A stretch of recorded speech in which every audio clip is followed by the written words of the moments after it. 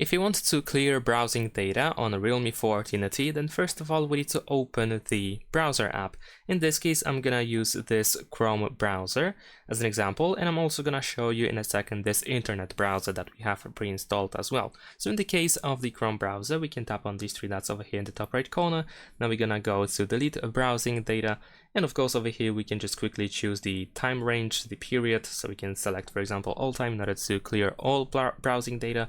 You can also go to more options if you want to in order to change the time range over here as well, and decide specifically what should be removed, and then we can press delete data.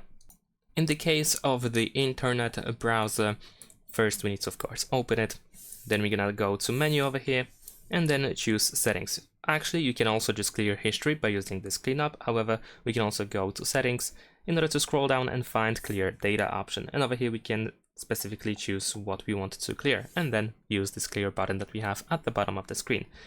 And many different browsers have a similar way of cleaning the browsing data. Essentially, you need to find the settings of the browser and then locate the option that allows you to clear the data. Unfortunately, there are lots of different browsers, so I cannot really show you every single one of them, but this is the general idea. Thanks for watching, leave a like and subscribe.